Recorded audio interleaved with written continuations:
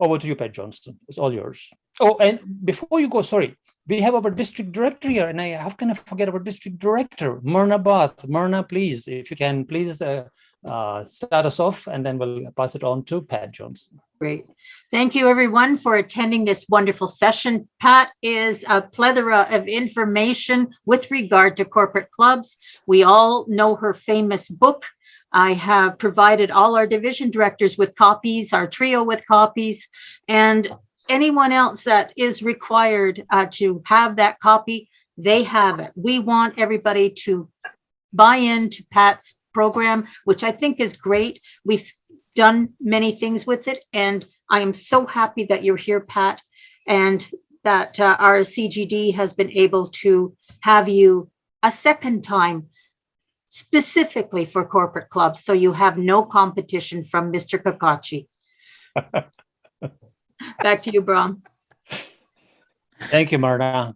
And ladies and gentlemen, it's all yours, Pat, and you can lead us through this now. Thank you so much, Brahm, and Madam District Director. Thank you so much for the honor of being with District 86 again, and all your guests, both from your corporate clubs as well as people from other districts who are visiting during this lunch and learn. Just a bit of background for those of you that are in corporate clubs so that you know how I came to this approach for Toastmasters. First of all, I joined Toastmasters in 1983. So I've been in Toastmasters, 38 years, something like that. A long time. And obviously I'm a student for life, and certainly a student within the Toastmasters program. And I have to say, after 38 years and filled every position in Toastmasters with the exception of treasurer in a club, so every other position I've had, I still am finding things to learn. So I'll leave that with you. One of the things that caused me to look at clubs in the corporate world is that that's where my career was. I worked in large government agencies. I worked in crown corporations. For those of you in Canada will know what that is. And I also worked in corporations. And I worked in those organizations in the position of learning and development. So that was my professional career. I ran learning and development departments, or whatever you call it, corporate learning or professional development. And sometimes it's a department in the human resources department. So I had the budget, I had the training needs assessment responsibility, I had curriculum designers, and I had trainers in our department. And our role was to meet the training needs of those employees each year. And so I had quite a bit of autonomy.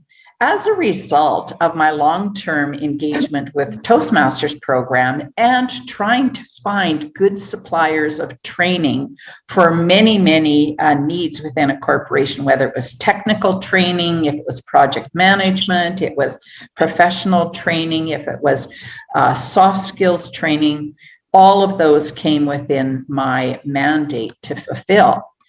And one of the things that I discovered was that finding thinking skills training, because people need to analyze and think in the workplace, regardless of what workplace you're in.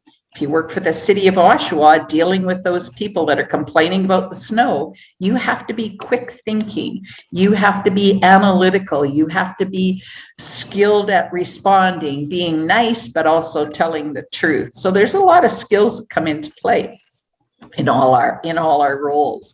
So what I discovered that was listening skills and thinking skills were almost impossible to find on the market. So I can I ask everybody to mute themselves, please, so we don't have an interruption? That'd be great. Thank you. So what I found was that as I looked around, thinking and listening skills were almost impossible to find. And yet I saw them in play every week when I went to my Toastmasters club. And I went, okay, Toastmasters has the answer because we teach a skill. Listening and thinking are skills that we build. It's like going to the gym and building a muscle. You actually have to use it so that you have it when you need it. And I thought, this is the best way for adults to learn. This isn't about reading a book and saying, oh, you read it and understand it. You might have some knowledge, but you don't have a skill unless you've practiced it, unless you've got experience. So I looked at those two situations and I thought, how could we bring them together? How could we actually make Toastmasters work in a corporate environment? Because there's some things that are basic to Toastmasters that are hard to translate to a corporate training environment. First of all, because we're self-paced, that becomes a challenge if the corporation doesn't understand it. How many times I've had a supervisor walk into my office and say, when is Jan going to graduate from Toastmasters? And I'll say, what's going on? Well, she's been going to Toastmasters for 2 whole years. Like, when does she graduate? And I said, oh, we don't have graduation. Well, that would have been good to know when I signed her up to go. Because what happens normally in a corporate world, we send somebody to a knowledge-based training. They go for maybe 3 hours, maybe they go for 3 days, maybe a week, or a long-term training. Sometimes we subsidize university courses, so maybe 3 months. But for courses to go on endlessly, that's mostly unheard of in the corporation. So we have to be upfront about Toastmasters being experiential learning, and it's self-paced, so it'll go for a long period of time. There'll be a weekly meeting where we go to practice, and there's not going to be an instructor in front of the room. So this is another concept that's foreign in the corporate training world. No instructor. Well, who's teaching them? Well, actually, this is like a workshop environment where we learn by doing and giving feedback. But I also suggest, because of that, that there be some consistent engagement with those clubs on a regular basis. So we have some quality control and knowledge of what's going on there. So we have to talk about that.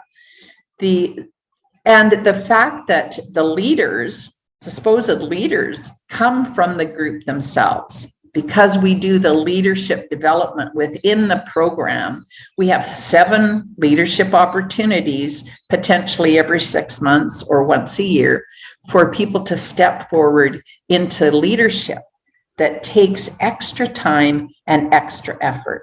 So one of the things that I'm really clear about up front is that if you take on a leadership role, just like any other leadership role in the corporate world or the government world where I worked, is that there's expectation beyond work hours.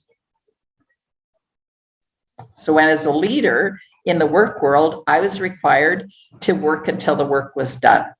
I wasn't, as a senior manager, I didn't walk out at 4:30 because that was the time my workers left, or that my staff left, or my team left.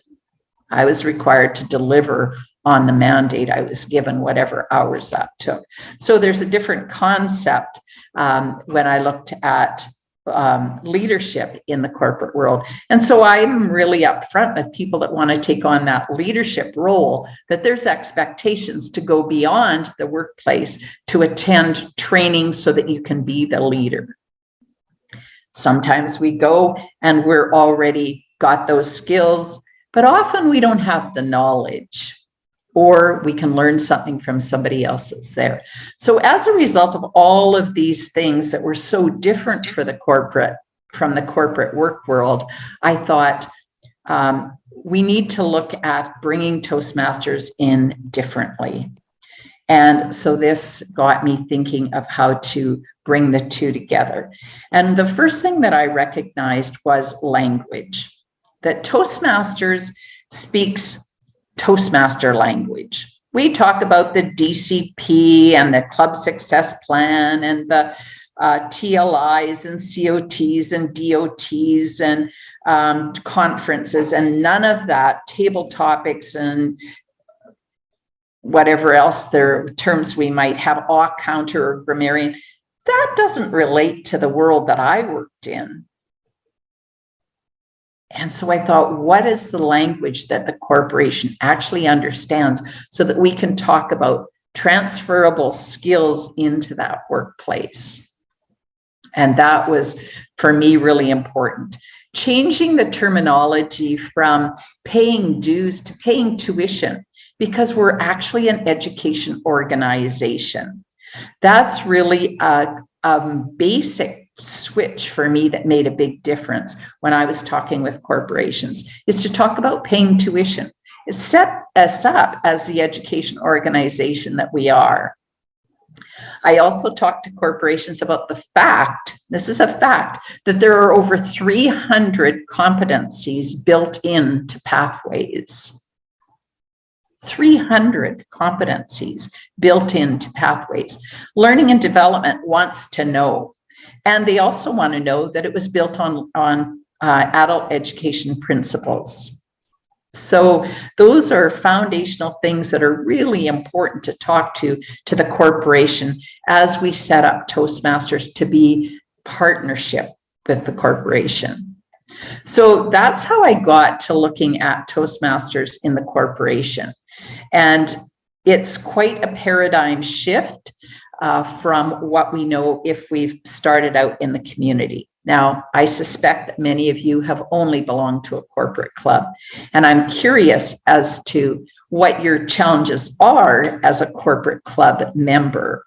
So I'm going to ask you to take some time, and as we talk about things, if you have questions that are burning for you or even smoldering for you regarding challenges within your corporate club, that if you'll write them in the chat box, and then I would really like to address your concerns so that this is useful time for you.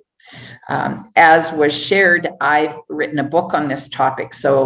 And I've been talking about this topic for about 20 years. So there's a lot of things that I could say, but it's most important that what we talk about is what your pain points are in the corporation.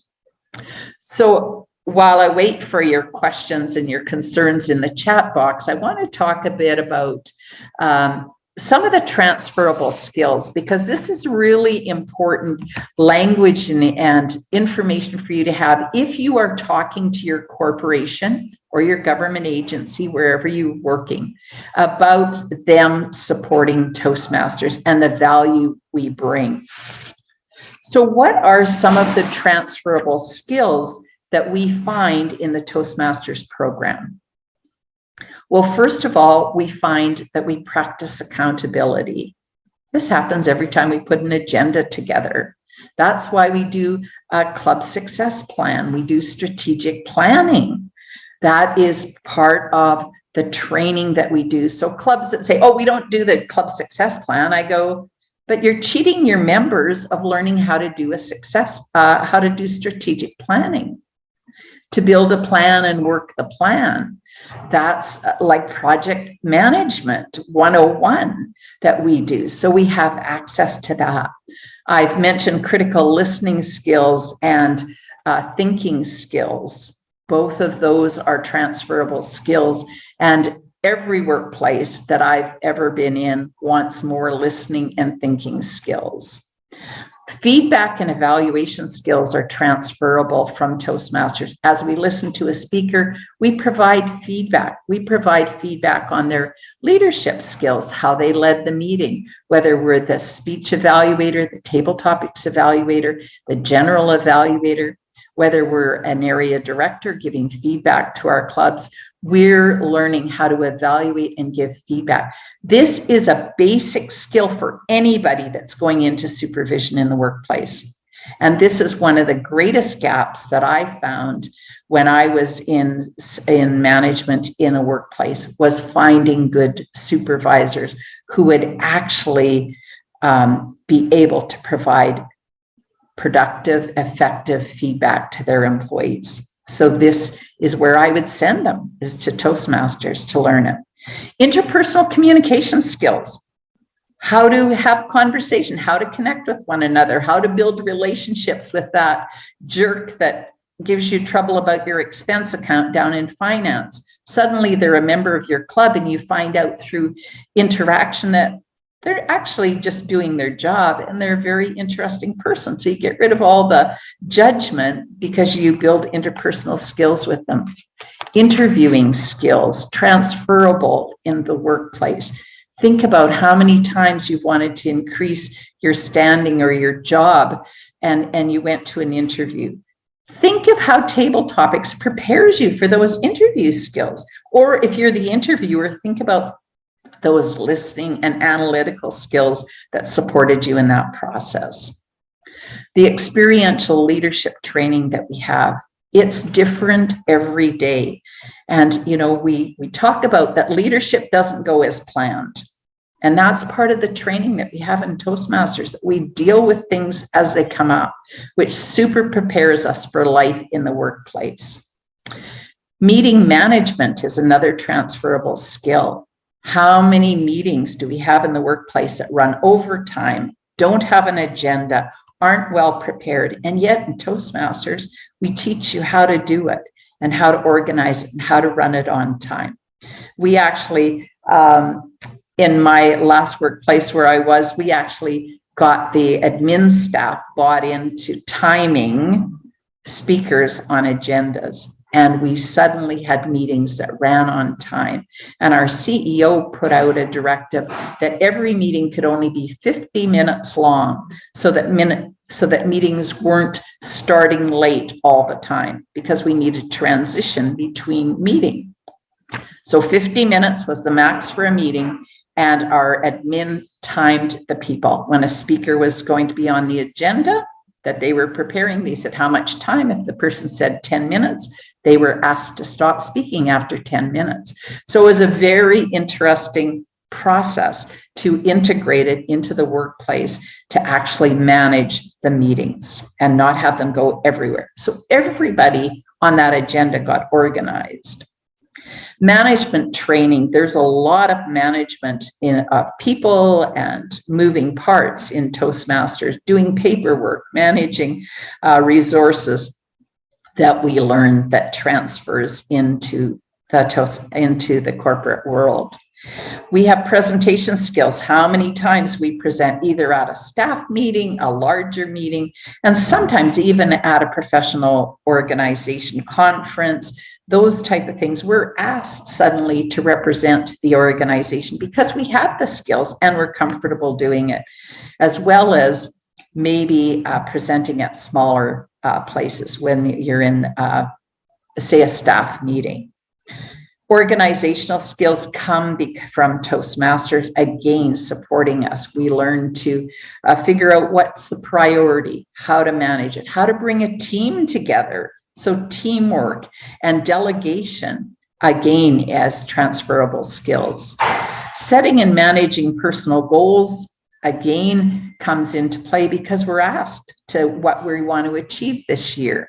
And we're held accountable through our Toastmasters program. And that works out.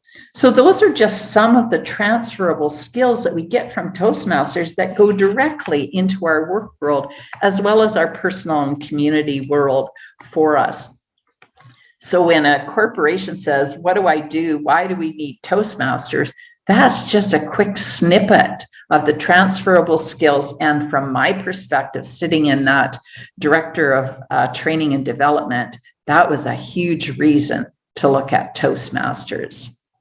So I want to look at, because I'm looking at the time and I've been talking for about 20 minutes, I want to look at the questions in the chat. And oh my goodness, we've got lots of questions. Thank you so much. So the very first question is from Kimberly. How can we compel the corporations to pay for their members? This is something that for me is important to talk about from the perspective of them investing in their employees. The first thing I would want to find out, and you would know this, Kimberly, if you're part of this organization, is other training paid for? And if you're paid and given time to go to project management training, conflict management training, software training, then my question is, why is your corporation not paying for you to go to communication and leadership training? And so I would say that basically, usually when I diagnose these situations, it was that when the club was set up, it was never discussed. It was said, the members can pay and they'll go on their own time and we'll meet in the basement and you won't even know we're happening. And I'm being a bit facetious with the words, but it went something like that. My approach is a total paradigm shift. My approach is going into the HR or the training office, whoever runs the training, and saying, look, this can be part of your training curriculum. This needs to go in your training calendar. This needs to be paid and supported by time and money, the same as your other training curriculum, because it's a valid training program. It's not a club that meets for the people to learn how to play chess or do yoga on their lunch hours. That's what happens often when we talk about a club or a meeting. People go, don't want more meetings in our workplace. Don't want to have a meeting. So I talk about an education program, and I focus on those words when I'm talking to the corporation. So I think it's really important to connect with that corporation when you want to talk about money and them paying for your members, is talk about the time and money that is, what is the precedent in the corporation, and how do you reposition this program, this education program that's experiential, into your workplace. Now, hopefully that helps. How to increase engagement and club participation in a corporate club. This is by Shruti. Help me if I've Yeah. Okay, thanks, Shruti. I appreciate that help. How to increase engagement and club participation in a corporate club. Well, again, what I would do, first of all, is have a conversation with where this club is situated. Is it sponsored by training and development or HR? Often in the past, we've found that Toastmasters clubs were set up in corporations by one or two people that were Toastmasters zealots that went to work in that corporation. So say, for example, Myrna and Pat, who are both Toastmaster zealots, arrive in corporation ABC. And we say, Myrna, Pat, let's create a Toastmasters club. And so Pat and Myrna run around and we invite all our friends and all our colleagues, and we find 22 people and we send in an application out of our bank account and we get everybody signed up to sign and pay for their own way. And we say, we'll do it, and we'll have it at lunch hour, and we'll meet in the basement where nobody will find us, and we won't take up any space and we won't be in any problem, and we're good to go. Well, in 6 months, we've probably lost 4 or 5 of those members because there's turnover in the workplace. And now, guess who it falls to? Pat and Myrna are going, we've got to go find 6 more new people in the hallways to see if they can come to our Toastmasters club. And so Pat and Myrna are running around the corporation. Is that how training happens in a corporation? Not in any one I ever worked in. If we're running a project management course, the learning and development department sends the people. The managers and supervisors recommend people go, or when the employee asks to go, they say, yes, I'll approve that. I'll put it down on your performance review plan and you can go. So if we look at how training really happens in the corporation and step back, it's not, if you set it up that Pat and Myrna are running Toastmasters, you're always going to be running down the hall trying to talk people into giving up their lunch hour to go to training. It's not part of the corporation. It's a Pat and Myrna show. And so how do you switch that? In my opinion, you need to go and enroll the learning and development or the HR department, whoever runs that function in your corporation, into buying into treating Toastmasters like a full-fledged training program that the corporation supports. And therefore, their supervisors and managers send people to Toastmasters. They approve people that ask to go to Toastmasters, and it's not a Pat and Myrna show. So that's how I would increase engagement and club participation. What happens is multiple prongs come out from the fact that a supervisor sends Ava to training. Suddenly, that supervisor is not pulling out Ava to go to another meeting when she's supposed to be in training, because they've already approved Ava to go to that training. They already see the benefits of Ava going to the training. They're not questioning where Ava's going during that time, during the workday. They know what she's doing, and they're watching for results, and they're holding her accountable to go and learn what they're supporting her to learn. So it's a different engagement level all across the board. Now, if you haven't blocked everything that you already know about Toastmasters and you're struggling, if you're a member of a corporate club, I hear you, because this is a very different paradigm. But it's sit in the corporate world and say, how does it work there? So hopefully that helps you, Shruti. Looking at Jennifer, our challenge is often staff being available for 1 hour per week to attend. We lack buy-in from the managers in various departments as the employee joined on their own. Yes. Again, there is often in an organization a process called career development or performance review plans or employee development plans, whatever they might be called. That's where you want to, at the very beginning, and talking to your HR or your training department, you want to have Toastmasters go into the training part of that program the same way you would if you're holding somebody accountable that's going to conflict management course.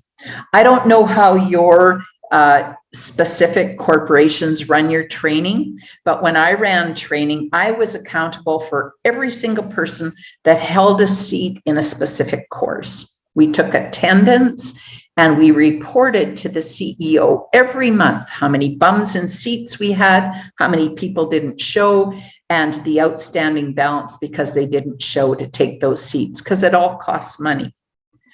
If your corporation tracks and looks after your training that way, what you want to do is get your training department to get Toastmasters in one of those bona fide recognized training programs where there's accountability. And now your employees that are in Toastmasters are also held accountable because there's attendance taken, because that's being reported back to the corporation. So did Mary show up for training this week? Did Sharon show up this week? How about Pat and Myrna? Are they still showing up?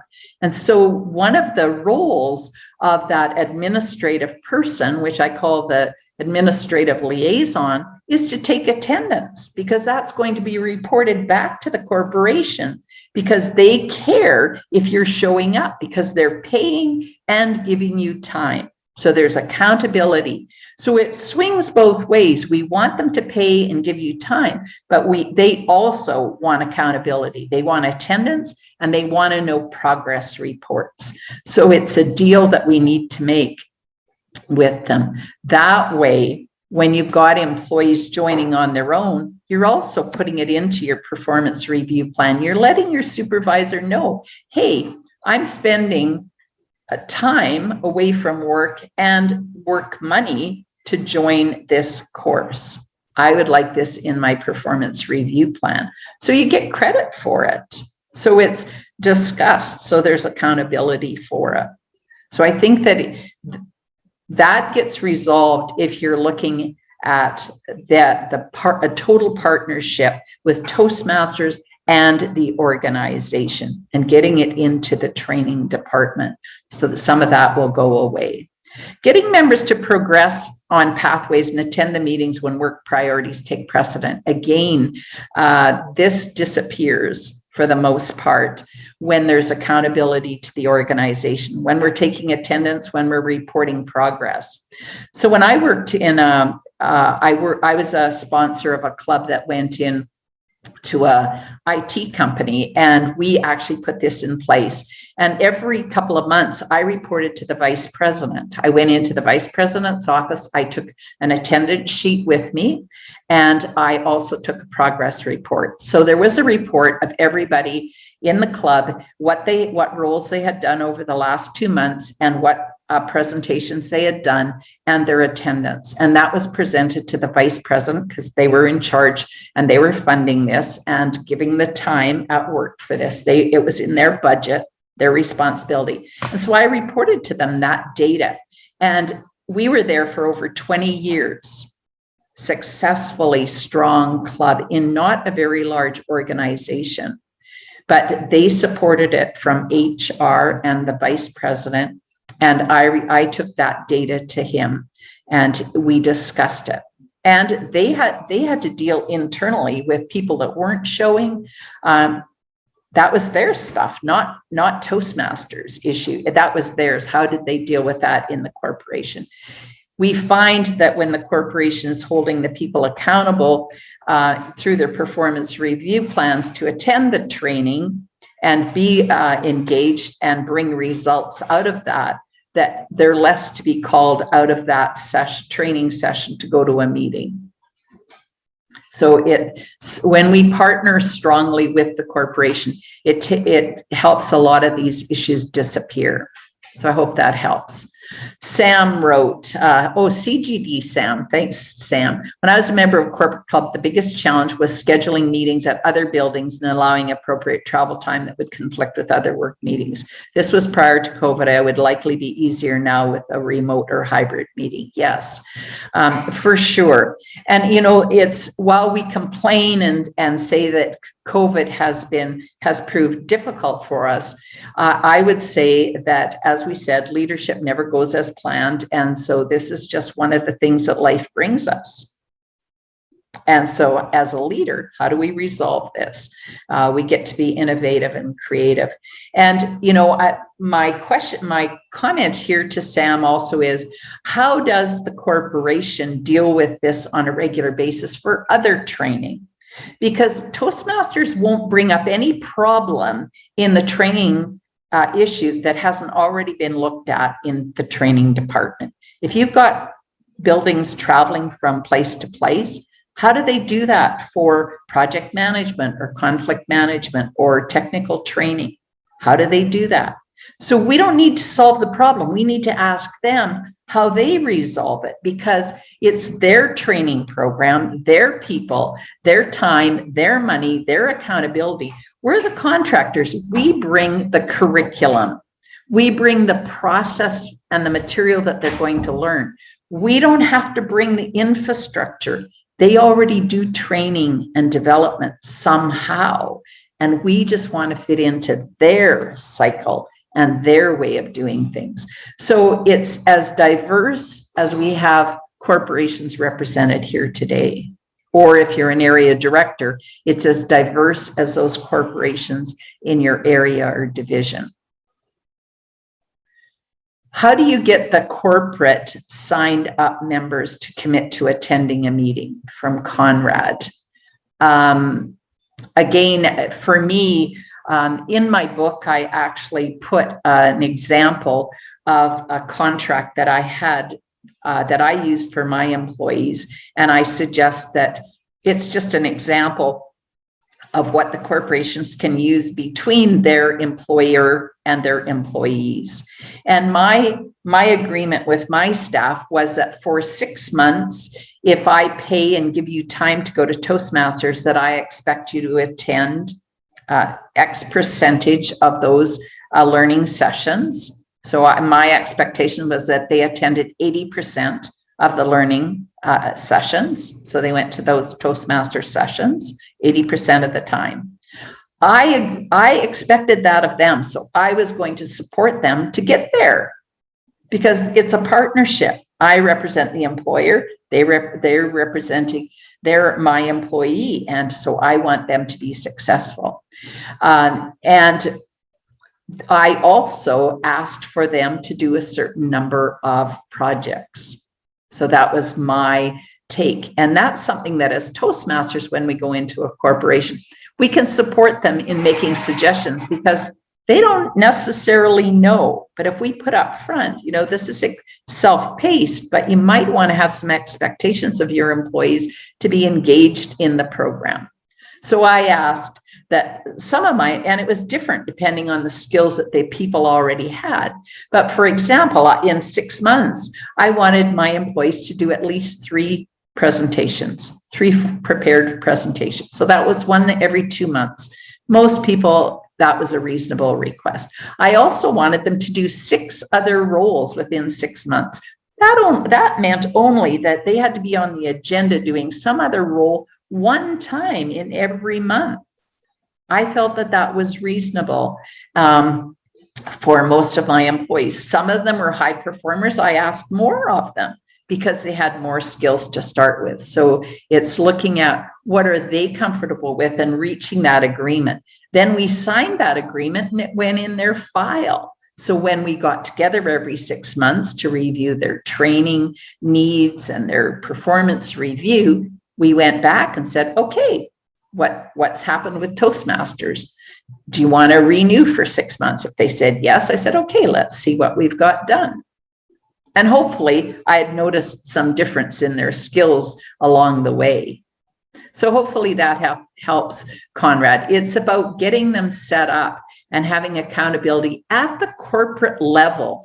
Toastmasters can't make anything happen with employees because their supervisors are going to pull them off. That's their priority. They'll say work comes first. But if it's assigned and it's been approved and you're held accountable to do it as part of your work to develop those skills, then it doesn't make sense. And you really want to have something like that, because if you don't, then you've got the supervisors and managers that love training and they'll approve you to go. And then you'll have those that say, I want my staff in their bums in seats in my workplace at all times, no training. They already know how to do their job.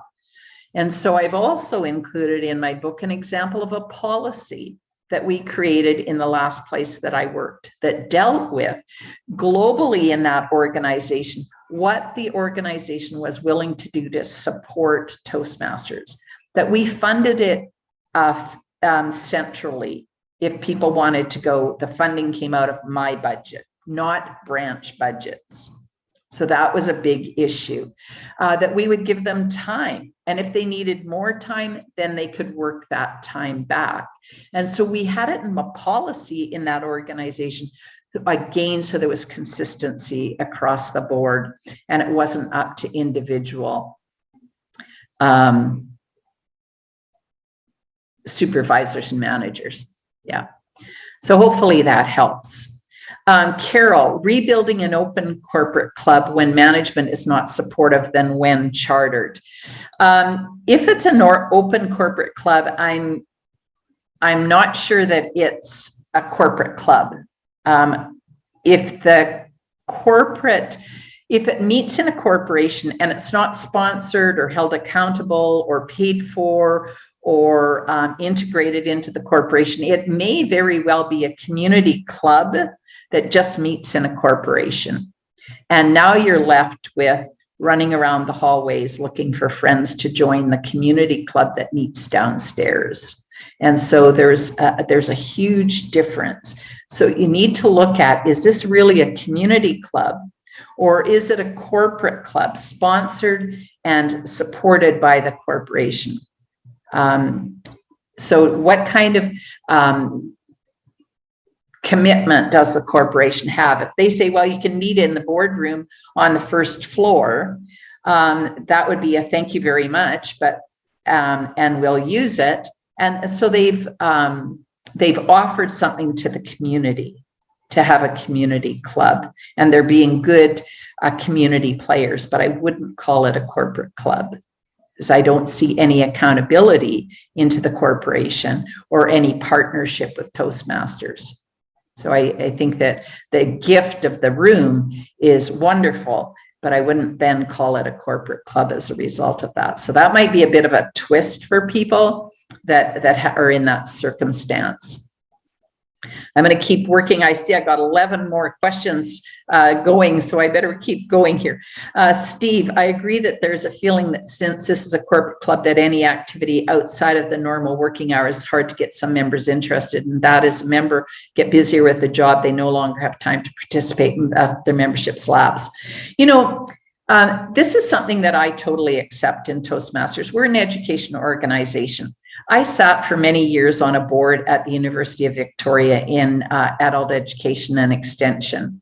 And people come and go from the universities all the time, and that's expected. People take a course, they pass, they go away, they work, they come back and take another course.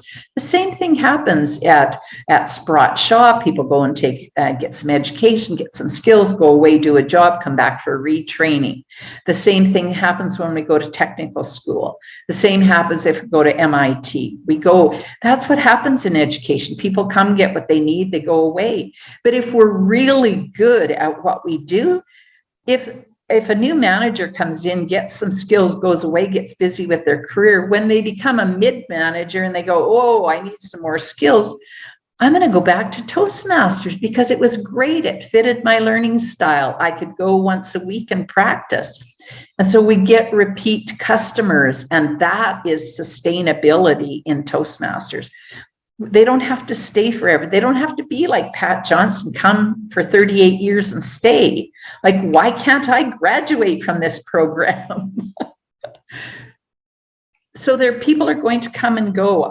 There's many people in my home club that have been in and out of our club many, many times because they get busy. They're contractors. They get overwhelmed. They take a break, but they come back because they know they need the skills, and because they can bring practice back and sharpen their skills. So give a quality program, a quality product, and an environment, and I believe that they'll come back when the need arises. Make sure that they're welcomed back. Make sure that you keep touch with them once a year. Put them on that. Would be lovely to see you. We're still meeting. We had a great year. Keep in touch with them as customers, just as you would if you were running a hardware store. You'd wave to the person when they walked by because you want to keep the relationship going. So Nora wrote, sustain corporate or HR to support their Toastmasters member. Yes. Nidhi, sorry, can you help me with your name, please? Nidhi, thank you. How to help and encourage members to register for new pathways and progress on their current pathways.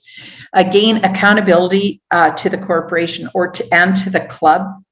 And you know what? They've joined an education organization. The only program that we have in Toastmasters is Pathways. And so if they're here to learn, they need to get into the program.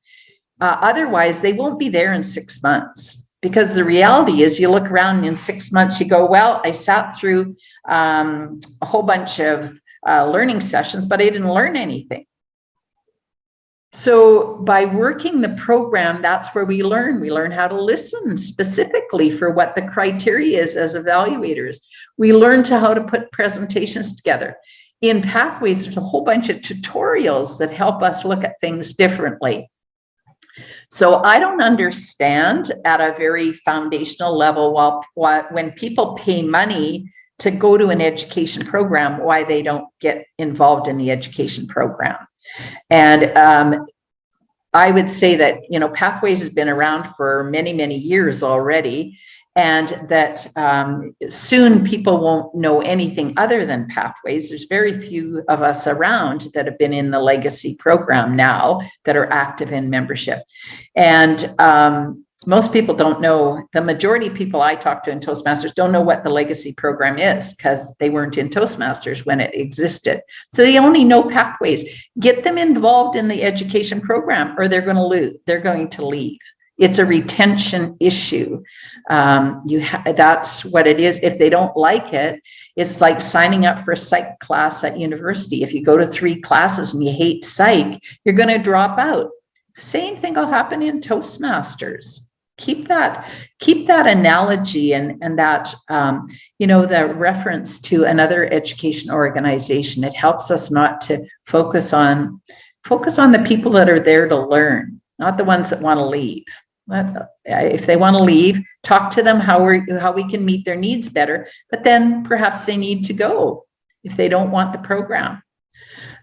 Pooja, I think that the members should realize that the organization is investing in their membership. One must appreciate and value it. Attending the members is not only for the betterment of the club, but also improves personality development. I love that. Thank you, Pooja. It reminds me that one of the things that I see happening in Toastmasters is we actually develop emotional intelligence. We don't talk about it. We talk about teamwork. We talk about all these transferable skills. But we do a lot of understanding one another and being with one another and supporting one another and giving evaluations that are appropriate level to the person that just spoke. And that gets into the area of emotional intelligence. So there's lots of things that happen on personal development as well as personality development. We can bluster and blow our way through Toastmasters, or we can become leaders and people and individuals that are sensitive to those around us, that become part of the team, that change our attitude, that see the world from a different perspective. And being part of a global organization, that can really broaden your perspective. So Pooja, I'm right on board with you there. Thank you. And emotional development is a really nice perspective. Thank you. You're welcome. And thank you for bringing up personality development.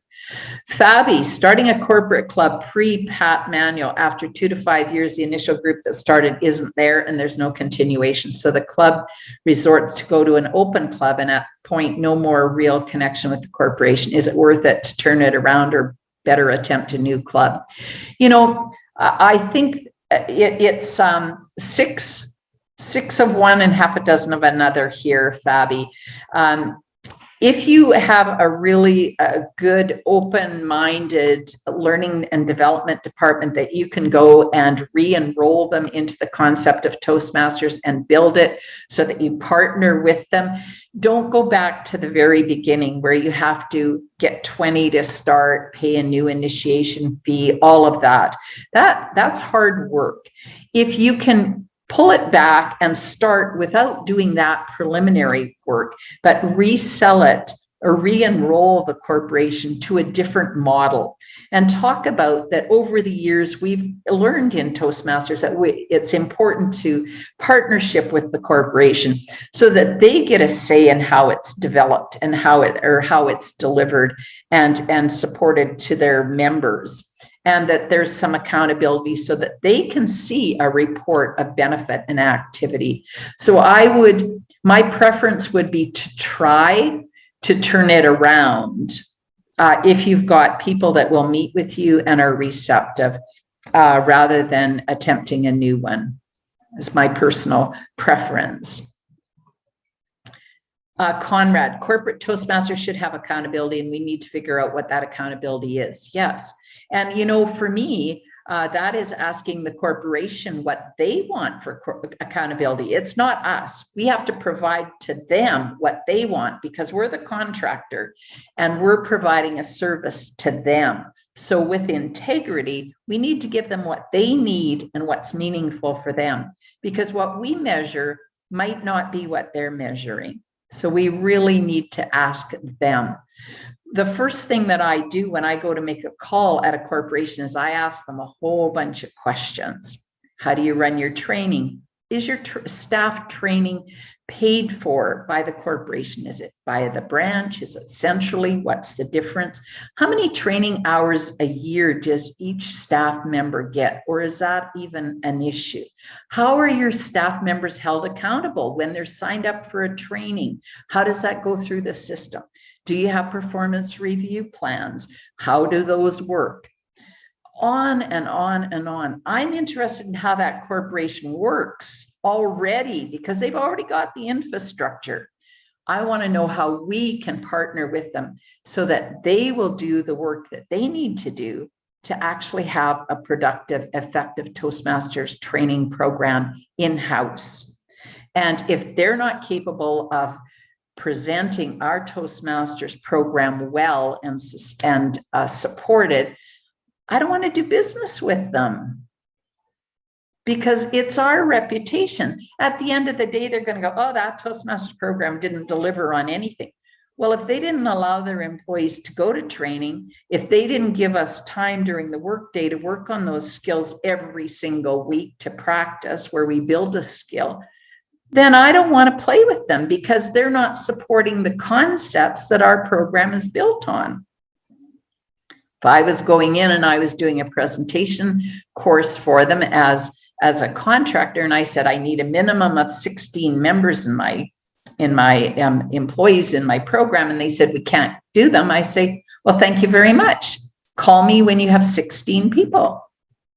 Or if I said, I need 5 hours to do the training, and they said, you can't have it, you can only have 3, I'd go, thank you very much. I'm not the trainer for you.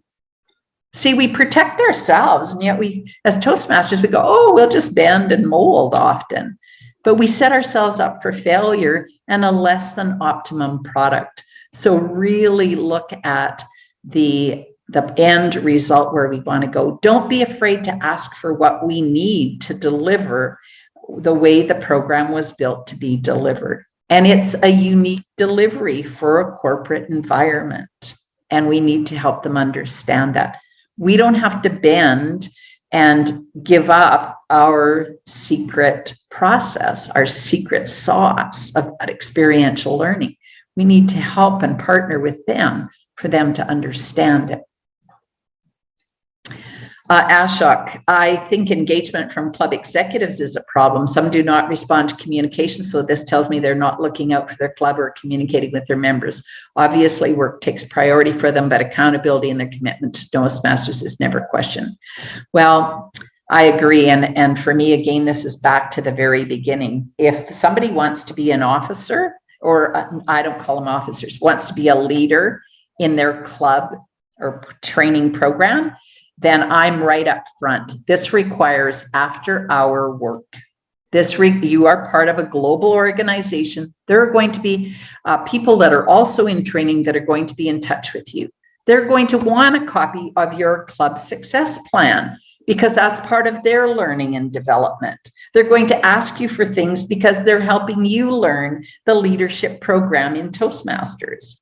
And your accountability and your responsibility saying, I want to be a leader in Toastmasters, in my Toastmasters program in this corporation, means that you're going to do things beyond the work hours. I'm right up front telling them that leaders do what it takes to get the job done. That means there might be a TLI on Saturday or a training on a Thursday night for a club officer training that you need to go to. It also brings the onus to the district to provide training that's relevant to the corporate leaders. So they might not run their club like a community club. And so their leadership roles might be different. For example, I consider a lot of the roles, well, all of the roles in a corporate club as liaison roles, if we're set up as an organization that has that partnership. And I know we don't have time to go into this at this time on this call, but we talked a bit about this the other night on another call. And of course, if you've got questions about that, feel free to connect with Brahm or Myrna, and perhaps they can help you with that, or you could reach out to me for more information on that. Or if you have a copy of my book, that's great also, because I know area and division directors have got some of that. So Jennifer's got so for long-standing clubs and corporations, I would take a conversation with HR to readdress the Toastmasters holes within the corporation, see what now falls within recognized training portfolio. Yes. Brahm, thank you for writing about where the book can be bought. Thank you. Sandra, how to reframe others looking at Toastmasters and corporate clubs activity as a work hobby. I would reframe this to be an education program, nothing else. Our Toastmasters was incorporated as a not-for-profit education organization. That's the only thing we do. This is not a hobby. Some people call it that. This is an education program. That's what people call their activities is one thing, but the purpose of Toastmasters is education. That's all. We're not here to help find family or friends or spouses or your tribe or anything. We're here for education. All those other things are benefits that you personally might get because you enjoy that part of it. I have great friends in Toastmasters. I've had lots of travel around the world because of Toastmasters, but I didn't come to Toastmasters for that. I didn't even know I would get that as a result of being in Toastmasters. So Fabi, what do you think of putting something together to help prepare club mentors or charter VPEs to guide these members? Oh, yes. This is another whole part. Training our sponsors and our mentors and our area and division directors and our district teams of how to set up corporate learning programs in corporations is critical, because there's a concept that says begin as you intend to continue.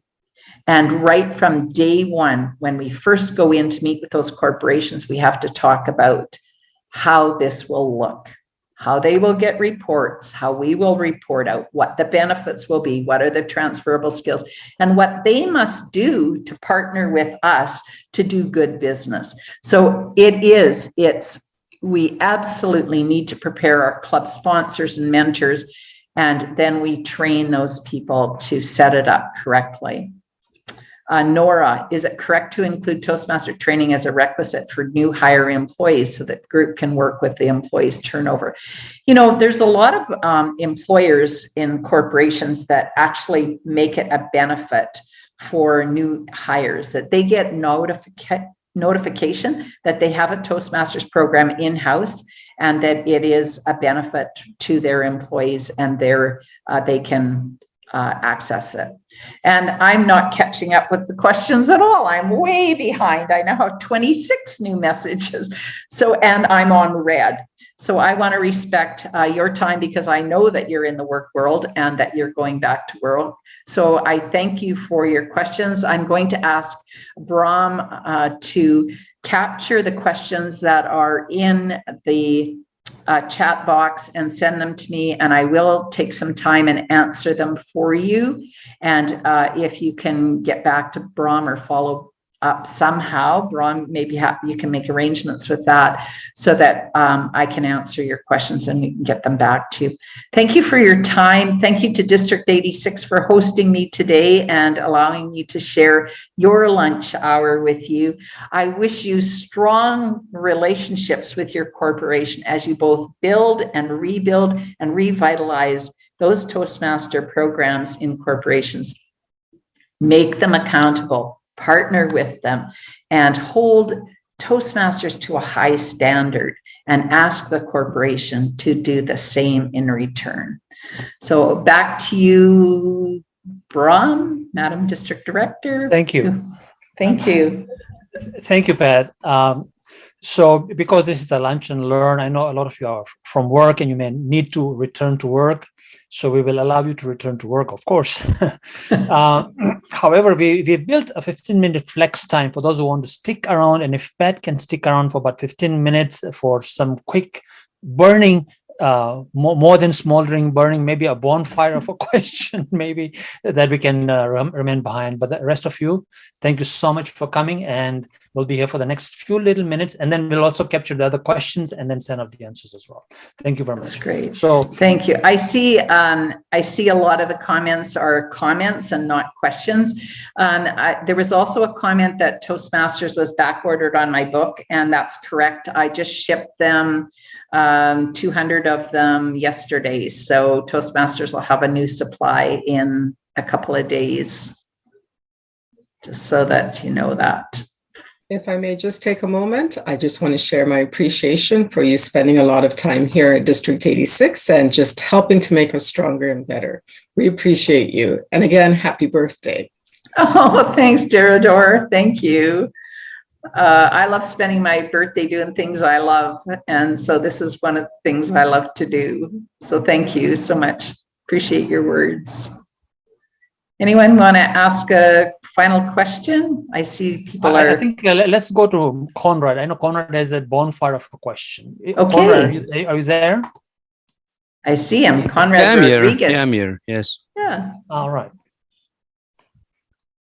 Oh, you want me to say the question? Yeah.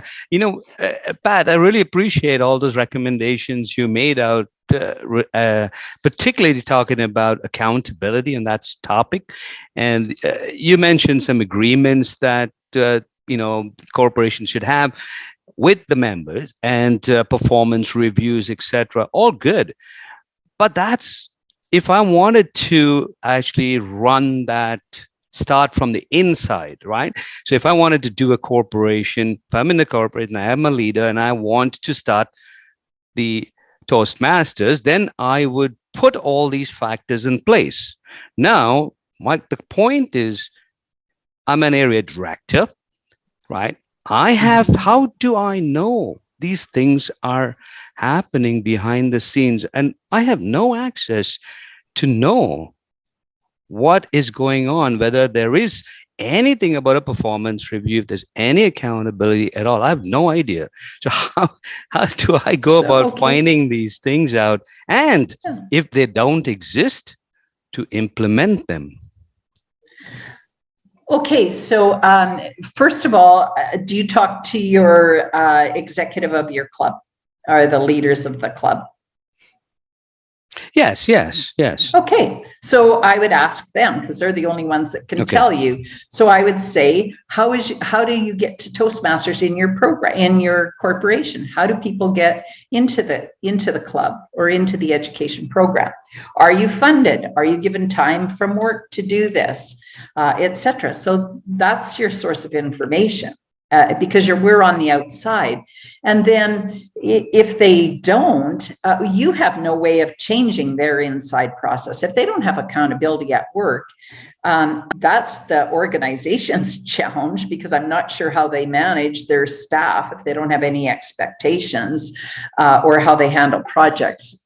So my question would be, how are you held accountable in your corporation for your activities in Toastmasters? And in some cases, they'll say we're not. And it's not because they don't have accountability. It's just that the Toastmasters wasn't built that way. And so then I would talk to them about what would be the benefits for them as a club or as a learning program to integrate the program into their learning system. So we can't do anything. We're the contractor. We just represent the curriculum. So we've got our hands tied behind our back. They're the bosses. We just work for them. And it's going to be different in every single corporation you go to. That's why you have to just ask lots of questions and find out what their truth is and what they've set up. And you'll get corporate clubs that really are community clubs because they're open. So you won't get any answers like that. People will say, oh, we pay our own dues and the corporation doesn't even care. We go on our lunch hour. That's really not a corporate club. It's a community club that meets in a corporate boardroom or room. So the stuff we're talking about here then doesn't apply. So then it's treated like a community club. Does that help? Yes. I mean, I understand what you said. It's all true. It still leaves an unanswered question that there are people who will not show up. And how do you make them show up? How do you make them committed? And they can. And that's so fundamentally we lose clubs in that way. Well, Conrad, that's then club programming. That's responsible for club excellence is where you work on there. If you're losing members, people aren't showing up, do a moments of truth, find out what's not working in the club.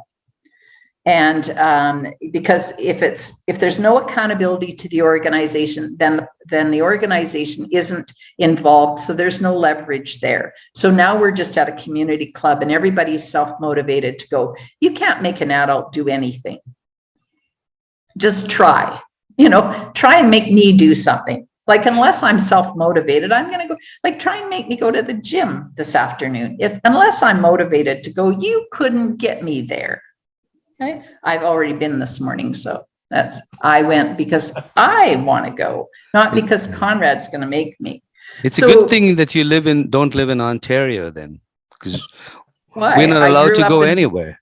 Well, I grew up in Manitoba. Well, the gym's upstairs from where I am. So it's a lockdown here. So yeah, we're in lockdown too. Yeah, but this is in my building. So it's so know that you can't make anybody do anything. They have to be self-motivated.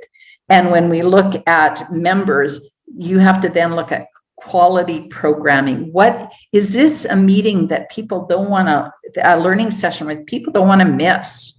Or is it the same old boring stuff? Like, we got 8 members and we hear the same 2 speakers every week, and the same 2 people evaluate, and the same 3 people sit back and do nothing.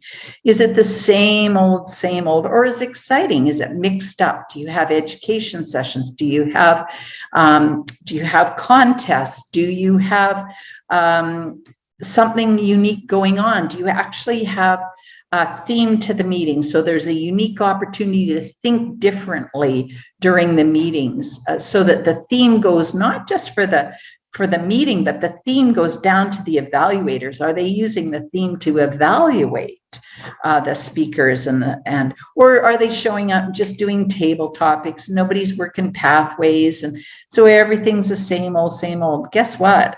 I would quit that club in 2 weeks' time. I don't go to clubs where I'm not stretching and growing, or where I'm not afraid. I'm out of there. My time is valuable. I could go wash my hair during that time instead of going to a boring Toastmasters club. I won't go. I just won't go, because that's not where I want to spend my time. I go to my Toastmasters club every single Thursday morning at 7 o'clock. I am there with bells on and excited, because there's going to be something unique and exciting happening, because we have an education component in our meeting. We have a theme that we're required to follow, or we're certainly encouraged to follow for all our roles. We have different speakers. We have, we're committed to being on the program. We're asked ahead of time, how often are we going to speak that year? And we're held to that. I'm engaged, and I've been a member of that club for probably 20 years. And I'm still nervous when I get up to present, because they push me and challenge me. And they'll go like, how are you doing in pathways? Like, we're all in pathways. When pathways came in, our executive all signed up for pathways, and everybody else had to sign up for pathways. Those that had to wanted to finish the legacy program got to do that. But we don't have a member in our club that's not in pathways, because that's the only way we're going to continue being what we consider our reputation as a President's Distinguished Club. We have pride in who we are and what we represent in our branding. And so that's how we build engagement.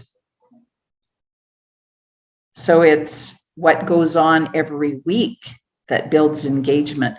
Retention is not an issue if you have club excellence.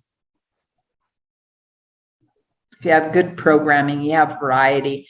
So as an area director, I really believe that our greatest call forward is to help clubs build club excellence. It'll solve the retention and engagement problem. And then people will find out when they go looking for a club, and people say, do you know a good Toastmaster club? Guess which ones? There's 4 clubs in my home city that, when anybody says to me, could you recommend a Toastmaster club? I go, Thunderbird, Rise and Shine, blah, blah, blah, blah, blah, blah. I've got 4 clubs that I'm going to say right away. I don't even think of the other ones, because I'm recommending them. I want to know that there's excellent programming, that they've got longevity, that they've got engagement in their programs. So I think that's where the greatest challenges for area directors is to work with those clubs to get club quality. And if we look at Toastmasters' website, they have resources on club quality. So if you're looking for ideas, check out all the sites on all the resources on the Toastmasters website, Toastmasters International.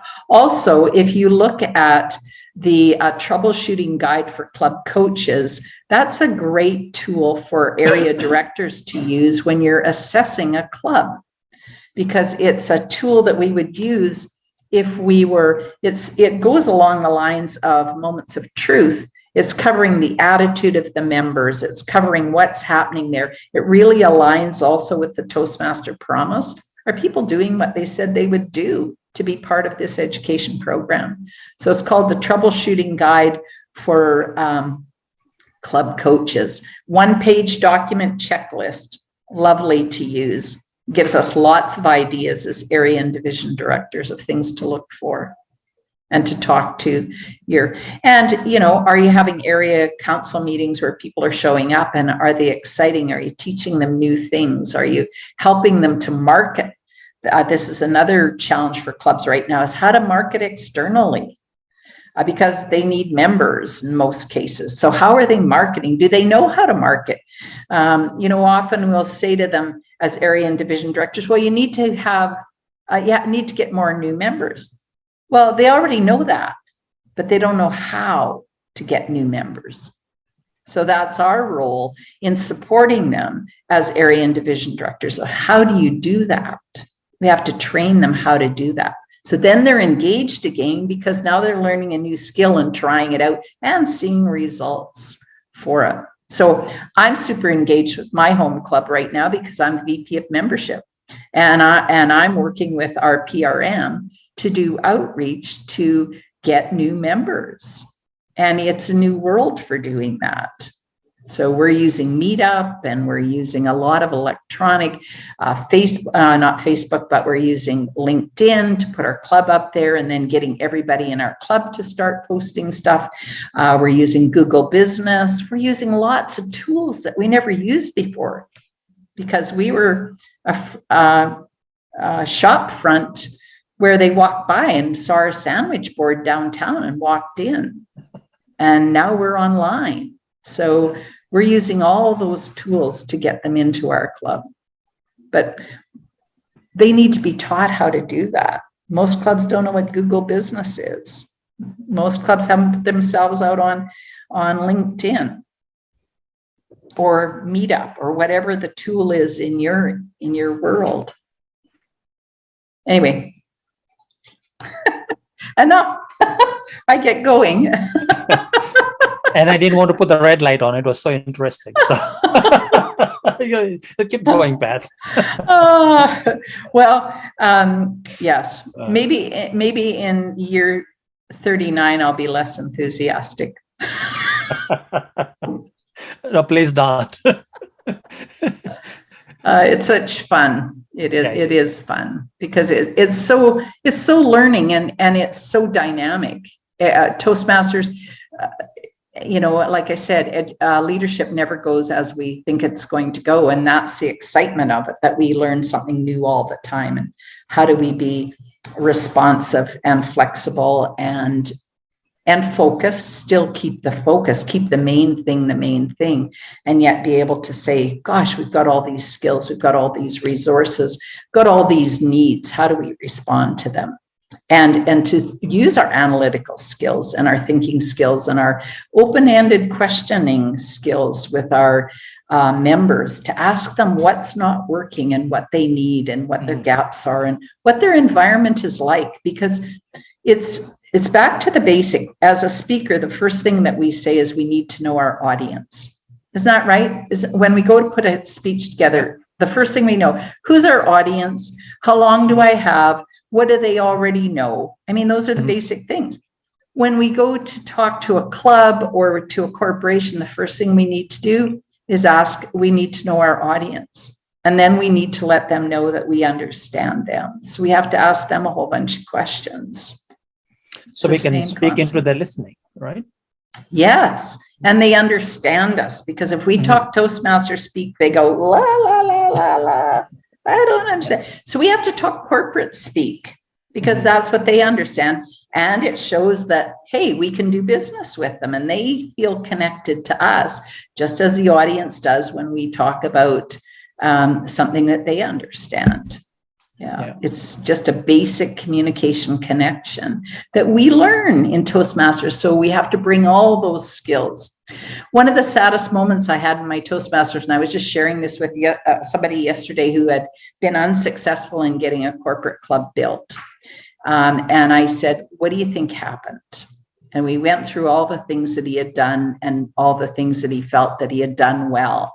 And I said, what do you think was the deciding factor that the people didn't go forward? And he said, I oversold it. And I said, I learned that lesson the hard way. I used to go in and I was a fount of information to them.